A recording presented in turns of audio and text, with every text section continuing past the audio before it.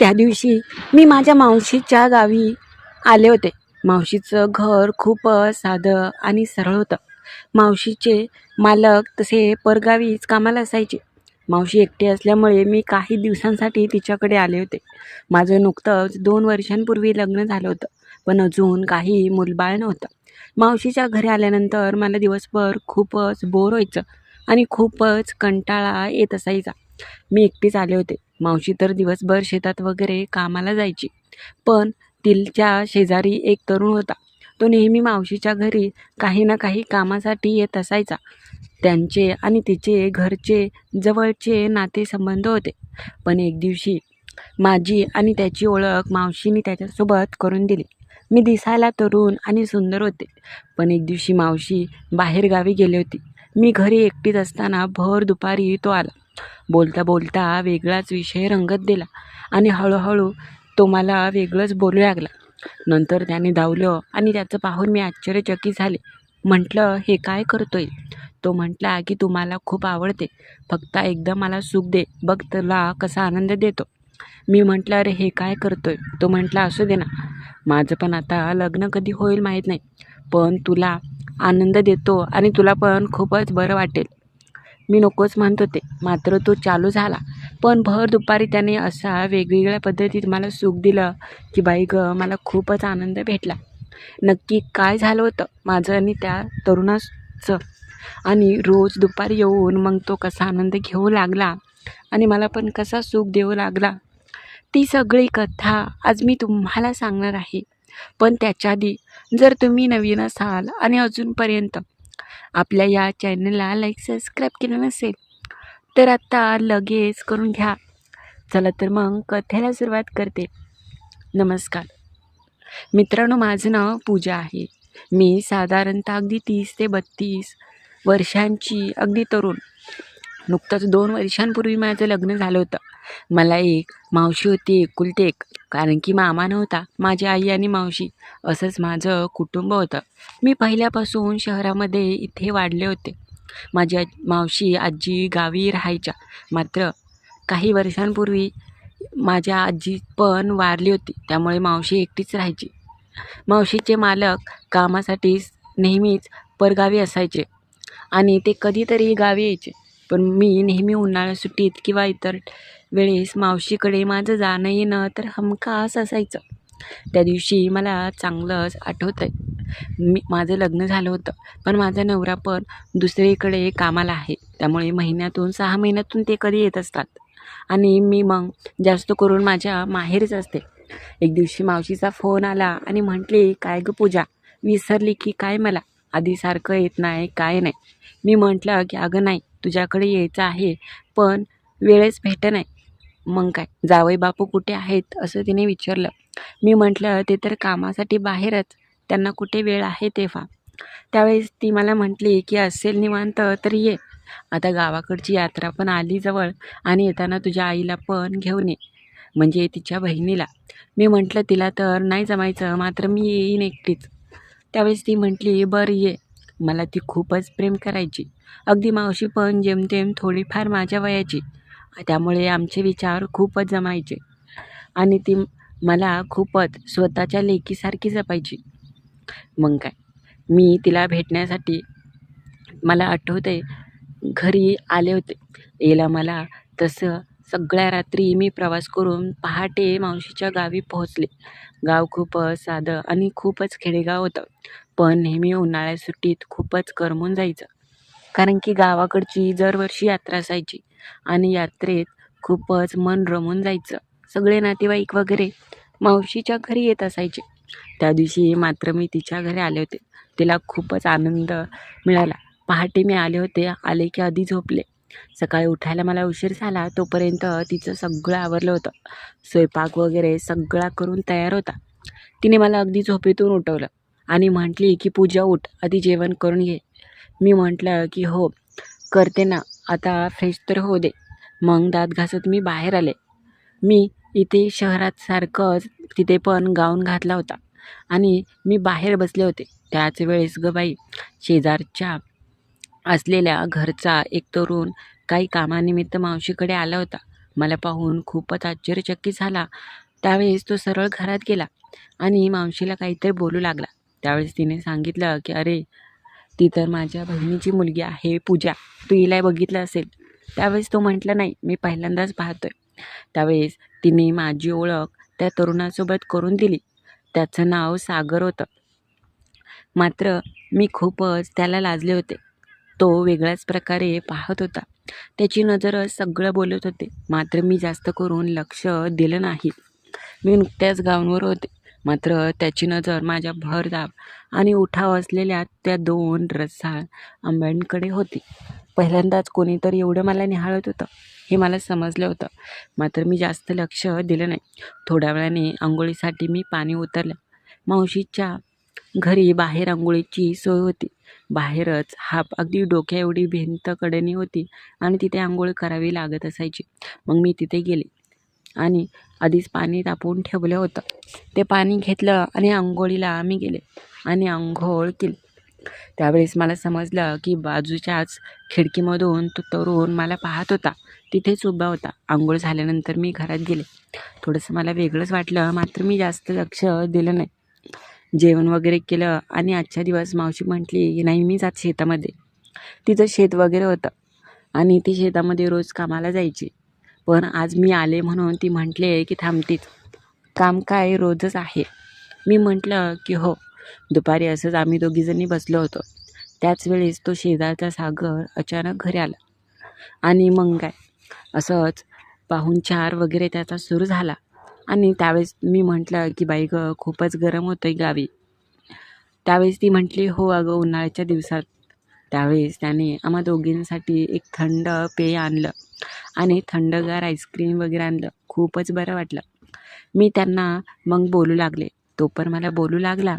त्यावेळेस मला समजलं की त्याचं लग्न झालं आहे, पण त्याची बायको गरोदर असल्यामुळे माहेरी गेली आहे. मी म्हटलं की होय. त्यावेळेस तो म्हटला की अगदी 2-4 महिने ती काही येणारच नाही इकडे.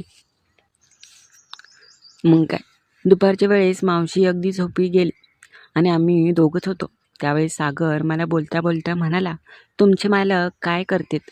मी म्हटलं की अहो, ते कामाला आहेत आणि चांगल्या नोकरीला असल्यामुळे सतत बाहेर येणं जाणं असतं त्यांचं.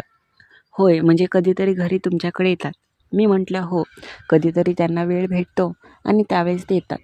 बोलता बोलता तो मला म्हटला की मग तुमचं कसं होतं आणि तुम्ही कशा राहता? मी अगदीच असा काही विचार करत नव्हते. मात्र त्याला बोलण्याची पद्धत वेगळी होती. मी म्हटलं म्हणजे? त्यावेळेस तो म्हटला मग तुमचं कसं, म्हणजे की तुम्ही एकट्या राहता ना? मी म्हटलं की नाही, माझे सासू-सासरे असतात माझ्यासोबत, मी त्यांच्यासोबतच राहते. असंच 1-2 दिवस गेला. दुसऱ्या दिवशी गावात असंच मला खरेदीसाठी जायचं होतं. त्यावेळेस मात्र तो सागर गाडी घेऊन आला आणि माझ्या मदतीसाठी आम्ही दोघं त्याच्या गाडीवरती गेलो. असंच 1-2 दिवस फिरण्यात वगैरे गेलो होतो.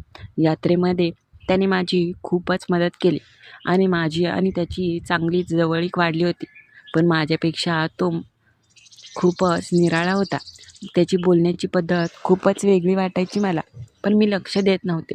पण एक दिवशी मावशी बाहेरगावी गेली होती कामानिमित्त आणि त्या दिवशी तिने जाताना सागरला सांगून गेले होते की अरे, पूजा घरी एकटीच आहे, तर घरी कोणीच अगदीच व्यक्ती नाही, तर तू नीट लक्ष ठेव. कारण की तिला माझी खूप काळजी वाटायची. मी एकटी तरणी-ताटी पोर म्हणून ती माझी नेहमी काळजी करायची. त्या दिवशी सकाळीच मावशी गेली होती. सागरच तिला बस स्टँडवरती सोडून आला होता. नंतर आला की तो त्याच्या घरी गेला. मी जेवण केलं आणि मोबाईल पाहतच बसले होते. तोपर्यंत सागर आला आणि म्हटला की काय पूजा, काय चाललंय? मी म्हटलं काय नाही, बसले होते. तो म्हटला की आज एकटी आहे, करमतंय का? मी म्हटलं त्याला काय झालं, मला सवय आहे असंच एकटी राहायची. तो म्हटला की होय. असंच बोलत होतो. तो माझ्या शेजारी बसला होता. बोलता बोलता त्याची नजर फक्त माझ्याकडेच होती. त्याच्या मनातल्या भावना चेहऱ्यावर दिसत होता. त्याला खूप काही बोलायचं होतं, मात्र त्याची हिंमत होत नव्हती. शेवटी त्याने हिंमत केली आणि म्हटला की तुला एक बोलू का? मी म्हटलं बोल ना. तो मला म्हटला की तो आल्यापासून मी पाहतोय तू एकटीच असते. पण तू आल्यापासून मला खूपच आवडते. मला चैनच पडत नाही तुला बोलल्याशिवाय, तुला पाहिल्याशिवाय. मी म्हटलं म्हणजे? तो म्हटला की अगं तो तुला कसं सांगू, तू मला खूपच आवडू लागली आहे. त्याचं अगदी स्पष्ट आणि माझ्या डोळ्यात निरखून पाहणं मला वेगळंच वाटलं. मी खूपच लाजले होते. पण बाई गं, मला पण त्याचं ते बोलणं खूपच आवडलं. कदाचित मला पण तेच हवं होतं. दिसायला तसा काही तो वाईट नव्हता. हां, थोडासा रंगाने सावळा जरी असला तरी अंगाने धनधाकट आणि चांगल्या चांगल्या तरुणाला लाजवेल अशीच त्याची शरीर रचना होती. तो माझ्या शेजारी बसून असं बोलला. मी म्हटलं की बाई गं, काय म्हणतोय, मी तशी नाही. तो म्हटला की हो, मला माहीत आहे तू तशी नाही, पण आनंद घ्यायला कुठे काय आहे. मी म्हटलं म्हणजे? तो मला म्हटला की अगं बघ ना, आज कोणीच नाही आपल्याला पाहायला, तू आणि मीच आहे, आणि मी पण एकटाच आहे. म्हणून म्हटलं की काय झालं तर आपल्यात. मी मात्र अगदी स्तब्धच राहिले. काय बोलू आणि काय नको हे मला समजत नव्हतं. पण क्षणात तो सगळं काही बोलून गेला. तो म्हटला की मला तू आवडते आणि मला खूप बरं वाटेल तुझ्यासोबत आनंद घ्यायला. तो म्हटला की तुझी तयारी असली तर मी तुला जबरदस्ती करणार नाही. मला पण तेच पाहिजे होतं. मी लाजले आणि म्हटलं की मी कुठे तेव्हा तुला नाही म्हटले. तू म्हणेल ते करायला मी पण तयारच आहे की. बाई गं, एवढे दिवस एकटं राहून आज माझी पण खूप इच्छा झाली होती. क्षणात अगदी भावना दाटून आल्या होत्या. त्यावेळेस तो तिथे बसला होता. तो उठला आणि दरवाजाजवळ गेला. मी आश्चर्यचकित झाले, हे कुठे गेलाय म्हणून. लगेच त्याने दरवाजा बंद केला आणि माझ्या शेजारी आला. तो म्हटला की चल आतमधल्या रूममध्ये, तिकडे कोणीसुद्धा घेणार नाही आणि मस्तपैकी खाट वगैरे आहे आणि खाटेवरच घेऊ आनंद.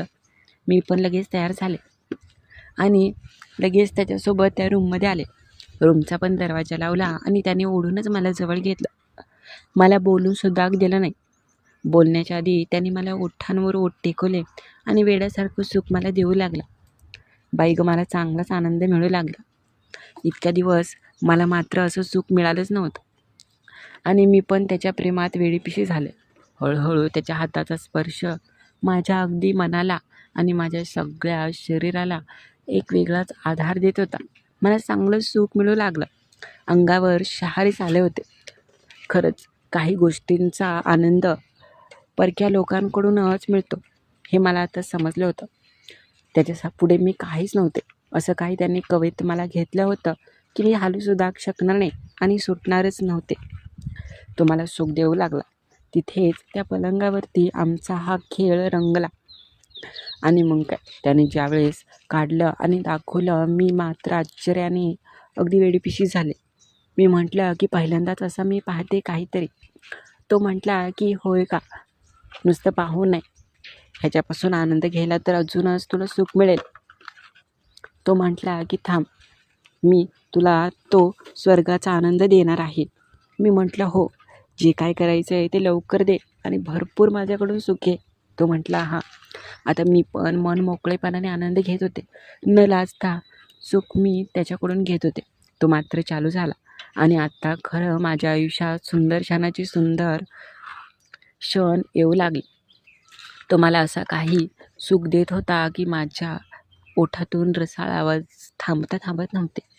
तो म्हटला की पहिल्या दिवशीच माझी इच्छा झाली होती तुला पाहून, पण मी पण बघत होतो की तू कधी स्वतःहून होकार देते. आज घरी कोणी नाही असल्याचा फायदा झाला. मी म्हटलं हो. तो म्हटला की माझी जरी बायको बाहेरगावी गेली असली तरी मला रोज तिची आठवण येते, पण तू काही कमाल आहे. तू मात्र आल्यापासून मला कोणाचीच आठवण आली नाही. माझ्या डोळ्यासमोर फक्त तूच दिसते. मी म्हटलं हो. तो काही थांबलाच नाही. बाई गं, दिवसभर वेगवेगळ्या पद्धतीत त्याने जो आनंद दिला तो मी सांगूसुद्धा शकणार नाही. तर कशी वाटली ही कथा ते नक्की कळवा आणि नवीन असाल तर चॅनलला लाईक सबस्क्राईब करायला विसरू नका.